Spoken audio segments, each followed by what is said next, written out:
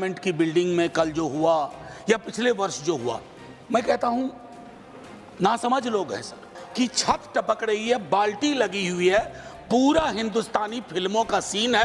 अच्छा, मैं वापस लेता हूं ना, एकदम भूपेंद्र भाई, इसलिए आपको यहाँ रहना चाहिए। श्री मनोज कुमार झा जी, शुक्रिया। 5 मिनट। शुक्रिया उपसभापति महोदय। जब आप 5 मिनट या 3 मिनट कहते हैं तो लगता है जैसे फांसी देने से पहले अंतिम इच्छा पूछी जा रही है। ये समय आप ही लोग तय करते हैं, मैं जानता हूं नहीं करता। सर, आपका दोष थोड़े ही है, लेकिन दुखड़ा भी कहाँ रो। आप बोले। अब मैं बड़ी खुशी हुई, माननीय मंत्री जी यहाँ हैं, अभी नवनियुक्त मंत्री जी हैं, बड़ा अनुभव है हरियाणा का और अच्छा विभाग भी मिला है, चुनौतियां भी बहुत हैं, फोटो वोटो तो अपनी जगह। सर, मैं स्मार्ट सिटी से अपनी बात शुरू करूंगा। अब ये स्मार्ट सिटी सरकार भी बहुत बोल नहीं रही है सर। इनकी एक चीज मुझे अच्छी लगती है, अच्छा सा नाम रखो, उस नाम के पीछे काम ना हो तो धीरे धीरे बोलना कम कर दो उसके बारे में। अब अभी हाल में राष्ट्रपति भवन में गणतंत्र मंडप बना।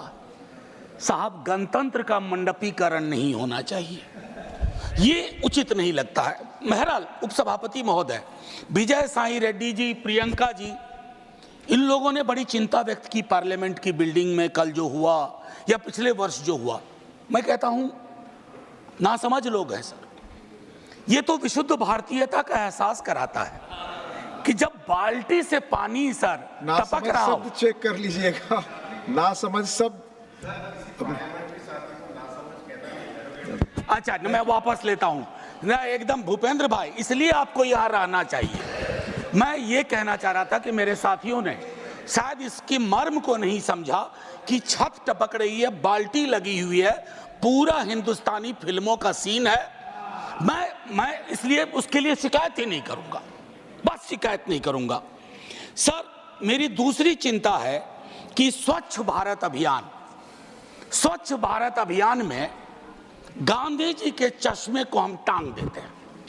वैसे स्वच्छता की ओर गांधी जी का चश्मा, जरूरत थी चश्मा पहनने की, चश्मा वहां रख देने की नहीं। गांधी का चश्मा नहीं पहन सकते क्योंकि दो परस्पर विरोधाभासी चीजें, गांधी और दूसरा मैं नाम नहीं लूंगा, एक साथ नहीं चल सकती क्योंकि मुझको नाम लेना भी बुरा लग रहा है।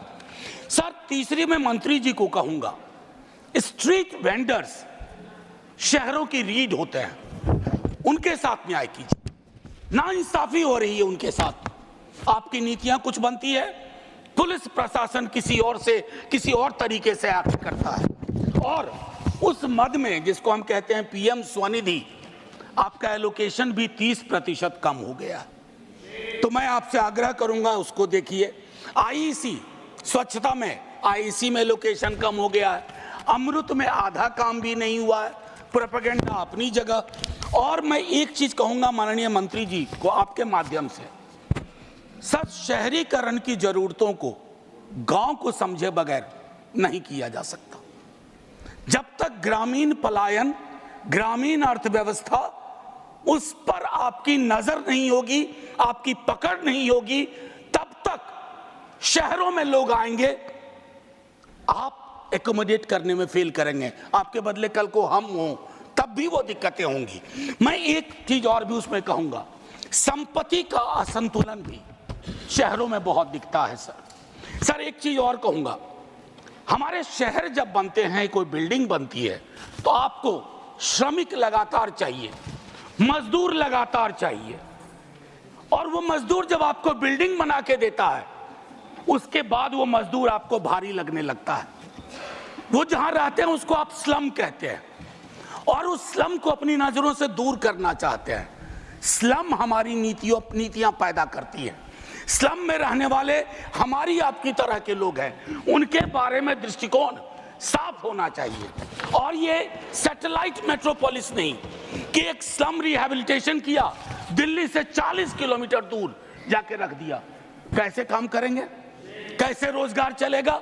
तो ये चीजें सीवर ड्रेनेज के बारे में कई साथी बोल चुके हैं। मुझे तो अक्सर याद आता है विद्यार्थी जीवन में हड़प्पा मोहनजोदड़ो की ड्रेनेज सिस्टम की तारीफ सुनता था।